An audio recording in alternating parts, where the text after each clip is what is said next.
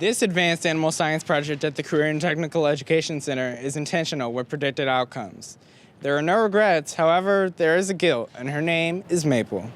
Maple! The students actually had the opportunity to artificially inseminate a gilt, which is a female pig who hasn't had a litter yet. I bought her back in the summer specifically for this purpose so the kids would have something to do in class. We AI'd a pig, Maple, and we got to do that by first creating a presentation and comparing her characteristics and genes to a boar's genes, and whoever did it the best got to AI. Although insemination may be artificial, the procedure itself has real challenges. The actual process, it's like a simple process like to write on paper, but to actually like go through the motions of doing it, it's a lot more complicated because it's not as here than there as it seems. Not all boars are perfect, and so you kind of have to take what you want versus what you don't want. And so it was challenging finding the right boar for Maple to meet all to balance out what she has the least, but what he has the most. And then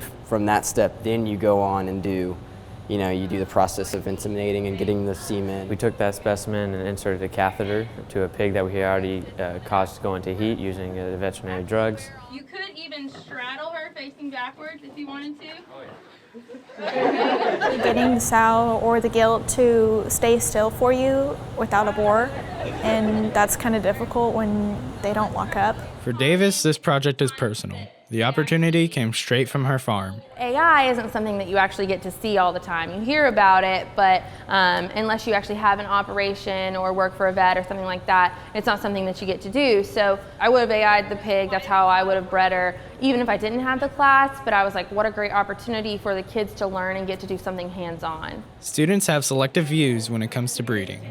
With no artificial insemination, it's easier because you can just put the boar out there and he'll do it. And it takes no work at all. Well, artificial insemination has the benefits of, it's more safe because boars are aggressive, so, I mean, getting a boar and a gilt together and trying to have them do it naturally just really doesn't work sometimes. While the city has its limits, the advanced animal science class brings the countryside to kids. What I like most about this class is definitely that it's something that we don't see a lot around here, especially in Frisco.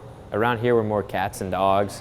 Advanced animals gives us more insight into livestock, such as cows and pigs and horses and that kind of thing. I bring my own animals, places all the time. I use them as examples to show the kids, real life farm animals, because I feel like in Frisco, they don't get as much of an opportunity as the rural schools do to see cattle and goats, sheep, and pigs and things like that. We learn a lot about breeding processes and production processes and feed and how to keep a farm running. I want to be a rancher, and so I'm going to be having all kinds of livestock on my ranch and farm.